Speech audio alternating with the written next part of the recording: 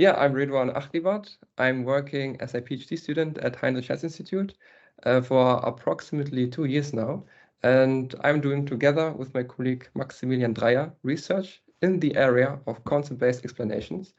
And today I'm presenting to you our latest work about concept relevance propagation that we published in Nature Machine Intelligence. And then later on, Maximilian will give a talk about prototypical concept-based explanations. So Christopher already gave a nice motivation, but let me tell you another one. So our supervisors, Sebastian Lapushkin and Wojciech Samek, some years ago, they trained a model on the Pascal VOC dataset. And they just wanted to understand how the model is doing its predictions. So they used LRP to compute heat maps. We will give more details about LRP later on. And to their surprise, the model is actually not looking at the objects themselves, but to the surroundings. So you can see this here. The red part signifies where the model is looking at, and the green part is neutral. And the blue part that we can see here on the board signifies features that are contradictory, that are speaking against the prediction. And the funny thing is, if we remove this board from the image, because it has negative importance, then the confidence of the model will even increase that there's a board in the image. And this example demonstrates how powerful heat maps are to debug model misbehavior. However, they have also their limitations. So in this case, we trained a ResNet model to discriminate between different bird species. And we just wanted to understand if the model is using a different strategy to distinguish between, for instance, an albatross or auklet. And as you can see, the heat maps look completely identical. We cannot derive any insights if the model is using a different set of features or not. But we already know that features exist. So already 10 years ago, Zeiler et al. Started using activation maximization, a technique to visualize what single convolutional channels encode for. So one work, for instance, is very famous from Ola, where they use gradient-based methods to show or to visualize the encodings of a neuron. So, for instance, one neuron might encode for the faces of animals and another one for clouds in the sky. So we were wondering, would it not be nice to have a method that can show us which concepts or features the model is detecting in the input, and also where these features occur, and then also how important these features are? I know it's a long wish list. And then it should also be post hoc and unsupervised, meaning it's working on all black box models without any requirement on labels. And then it should also be highly efficient so that we can do real-time explainability. So this was our wish list. And yeah, we came up with concept relevance propagation, which hopefully fulfills many, many points. So on the left-hand side, we see a traditional explanation of a classifier trained to classify people in different age groups. So we can see here that a standard heat map is just highlighting the eye and maybe a little bit the mouth region. And that's it. So we can still not understand what the different strategies of the model are. But with our new method, we see actually that the model is classifying this girl as 4 years because she has large round eyes and acute cheek. And the guy below is very old. Why? Because he has wrinkles around the eyes and a double chin. So this gives us much, much more information about what the model is actually doing there. So how do we compute these explanations? So let's go back to layer-wise relevance propagation.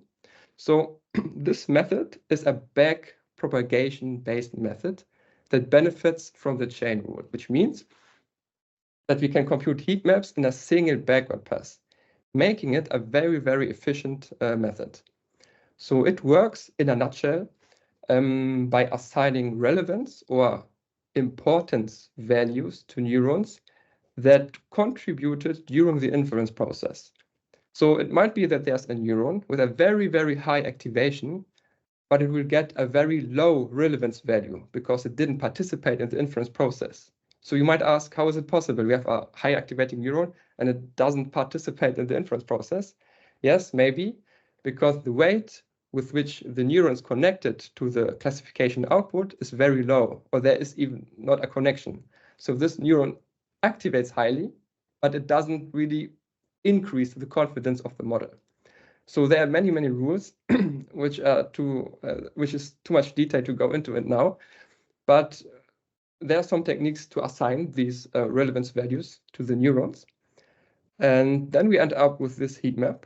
And also very important, since it's a chain rule-based method, we are going through each single layer in the neural network, and we basically map all neurons in the network. So we get a relevance value for each single neuron in the network, which is basically not possible with other techniques like LIME, or with perturbation-based methods is a little bit more complicated because you would have to perturb each single layer alone, which again exponentially increases the computational cost. Yeah, and that's it basically. So there's another very important. I just minimize the video because I'm sharing the whole screen, right?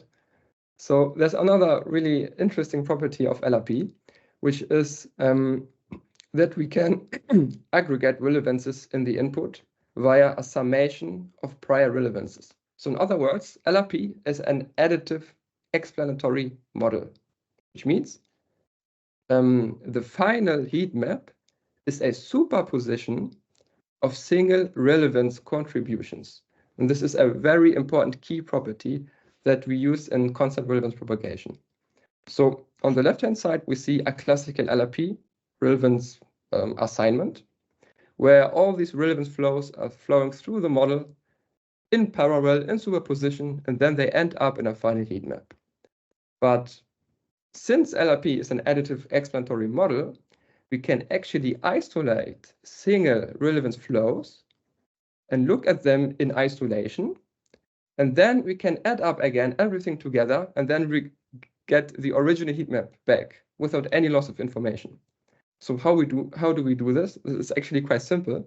So we compute a standard LRP backward pass until the layer of interest. And then we are masking out all parallel flows, setting them to 0. And then we just leave the single flow going onto the input. And this allows us to understand what each single neuron in the network, or where each single neuron in the network is looking at. So for instance, here we have a neuron that might encode for the eyes. And if you compute a heat map for it, we see, oh, it's okay, it's looking at the eye region. And then we have another neuron looking at the snout and another one at the fur of the dog. And so this allows us to localize concepts in the input space. So we are working here in the latent space, which is the novelty here. And also we can assign importance values to these single neurons. Why? Because LRP is a backpropagation-based method. So we get these relevance values anyways for each neuron in the network. So we can just take the relevance value, and then we already know, oh, okay, this neuron has 20% of the relevance in the layer. So this will contribute also 20% to the prediction. So I've been talking about eye and snout and fur concepts, but how do we actually know that this concept is really encoding for the eye? So it might be just a lucky mistake that this neuron is right here looking at the eye. So to do this, we also use feature visualization techniques. One famous method is activation maximization that works by finding samples that maximize a specific neuron convolutional channel. So here we see, for instance, 4 images that maximally activate a neuron. However, if we just look at the images, again, we don't really understand what the neuron is looking for. So what we do, we localize the maximal activating neuron in this convolutional channel, and then we compute a standard LRP heat map, which again highlights the region in the input image where the neuron is deriving its activation from. And then we can use this LRP heat map as a mask to filter out all the unimportant background information. And then we see, oh, okay, this neuron is activating on red, orange color. We also noted, so this is activation maximization, that since we already computed a lot of relevance values for these neurons, we were wondering, why should we not use relevance as a maximization criterion? Because relevance is much more robust and more contextualized. Because if we are searching for images that maximize the relevance of a specific neuron, this means we are searching for images where the neuron actually contributed to the inference process, where the neuron was important. And with activation, on the other hand, we might get adversary examples or some misleading images. And this is a very, very nice example here. So at the bottom, we see images that maximally activate a neuron. And we see that this neuron is activating on thin white lines. But if we use relevance maximization, we see the context where this neuron is actually used in practice.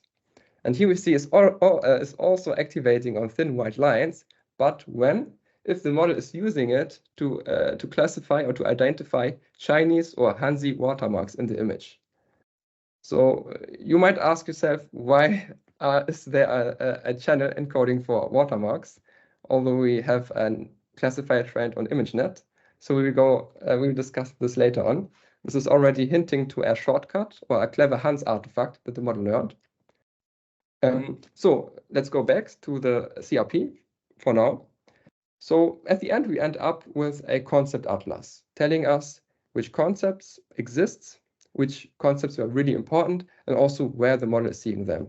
So here we have a lizard classified correctly as a lizard.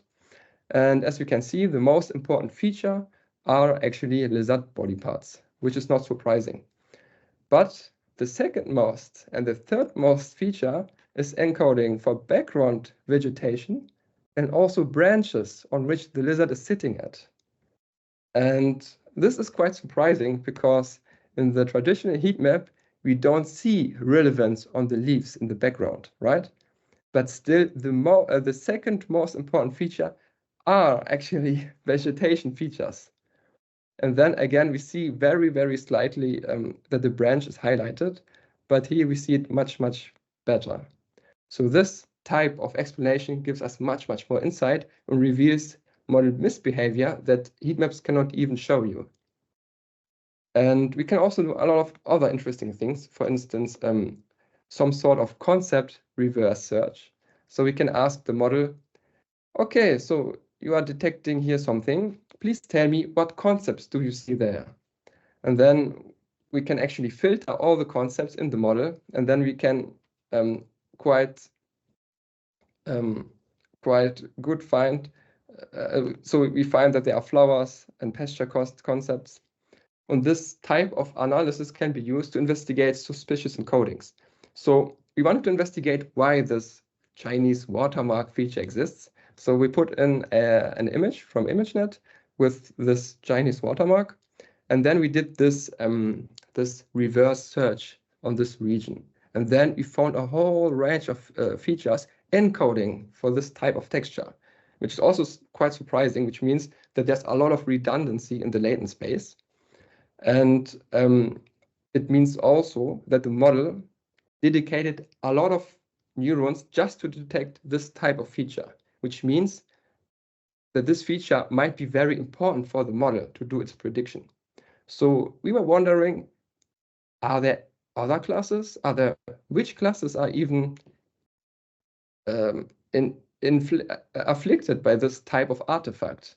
Why does the model dedicate so much capacity to learn Hanzi watermarks?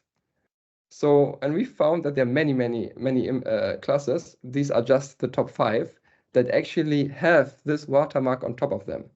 And I don't know if you can see it now, but there's a very slight watermark on top of these objects. And they are difficult to see with the human eye, which also explains why they were not found previously.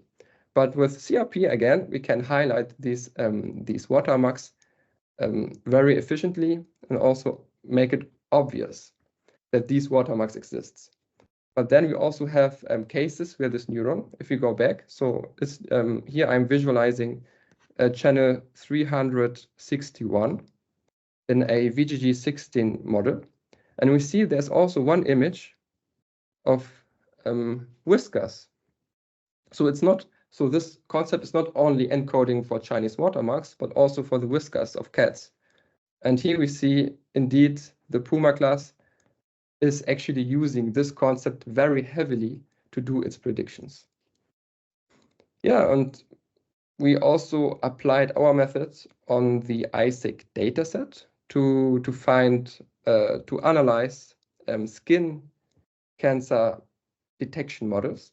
And we found that there are many, many artifacts that are usually unnoticed by physicians. So, for instance, we have the most important concept is one encoding for these blue ink marks of pens, and then another one for the hair of the patient on the skin, and another one for the rulers that the physician is putting on top of the images. So the model is picking up a lot of shortcuts in order to do its predictions, which again highlights how important explainability really is. All right, thank you. So I think now Max can continue. Okay, so now I'm presenting an extension basically of CRP. And thank you again, Reduan, for your talk. Reduan showed us that with concept-based explanations, we can understand what the model is doing in a much more fine-grained manner. So we get a lot of information. However, we still operate on single instances.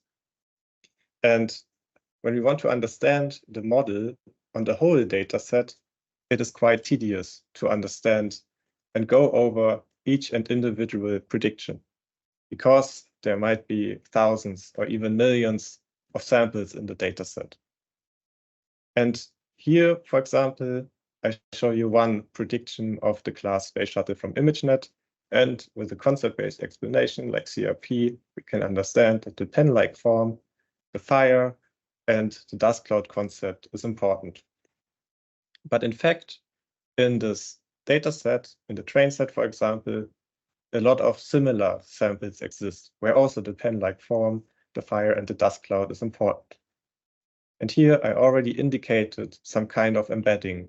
And here each point represents one explanation and one sample. And in fact, the similar explanations, they are also closely, so I indicated that the similar explanations are also located closely here to this point.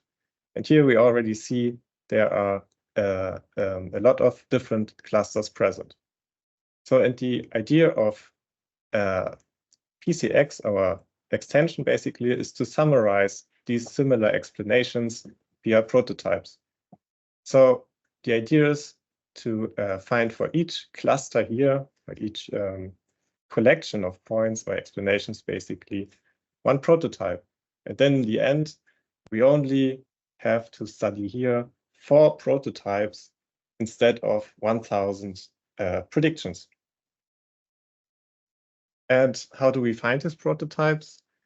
In our work, we're doing it the following way. We start with samples of a specific class, for example, here class A, and then we feed it into our neural network and do predictions.